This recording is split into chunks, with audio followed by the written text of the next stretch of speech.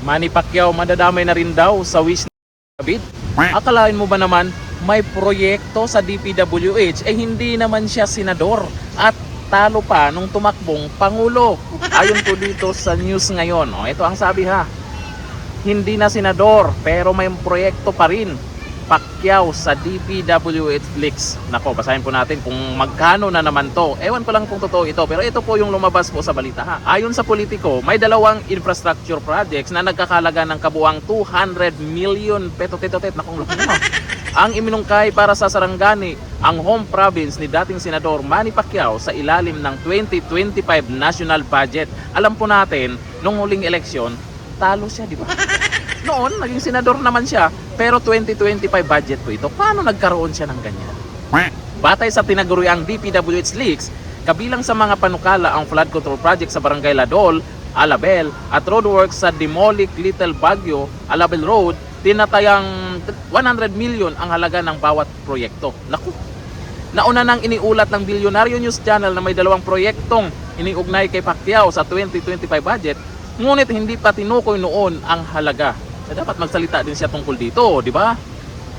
Si Pacquiao, isang dating world boxing champion na naging mambabatas, ay hindi na senador nang buuin ang 2025 budget.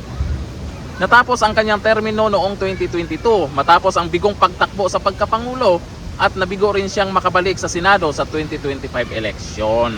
Hindi na senador, bakit mayroong ganun? Akala siguro nila mananalo ito sa 2025 election. Wala noon itong huli. Wala talo Sa parehong hanay ng dokumento, lumitaw na si Education Secretary Sani Angara ang may pinakamaraming proyekto na iugnay sa budget. 105 sinundan ni dating Senate President Francis Chis Escudero na may 34, Joel Villanueva na may 30 at Amy Marcos na may 20.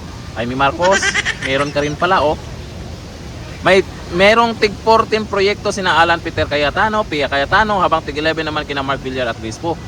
May tig 9 proyekto sina Rafi Tulfo, dating Senator Bong Revilla, Senator Coco Pimentel, tig-6 kina Joel Subire at Jingo Estrada. Ayan, nilabas na po yung mga pangalan po ng meron dyan. Kaso ito ang nakapagtataka, paano nagkaroon po ng proyekto itong si Senator o dating Senator Manny Pacquiao, samantalang talo siya nitong nakaraang eleksyon. Hindi na siya senador. Paano nagkaroon? Yung budget na inilabas dyan, saan napunta? Saan ginamit? Magbasa tayo ng komento kung ano naging reaction po ng mga netizens tungkol dito kay Senator Manny Pacquiao. Ito sabi ni Danilo Maranan, may sideline rin.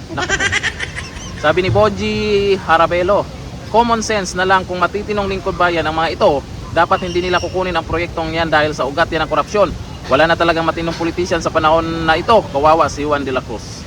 Sabi ni Estrella Santos, mga legislators pero bakit may mga proyekto?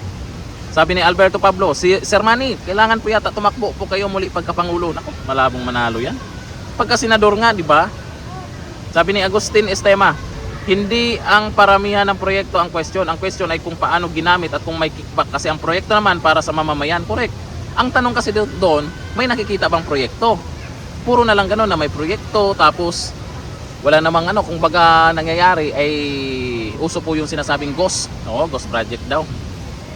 Sabi ni Robert Lumusad, yan ang gawain ng admin ngayon, nilalagay sa ibang pangalan pero sa kanila pa rin ang bagsak.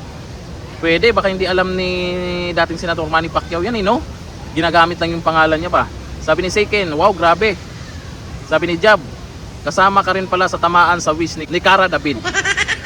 Sabi ni Noy L. Serve, katuntog is sa Idol Glee. Hindi pa natin alam kung totoo po yan na meron nga siyang ganyan na may proyekto sa DPWH. Hindi natin alam, baka ginamit yung pangalan, kunwari lang na may proyekto pero wala, pero yung budget saan napunta?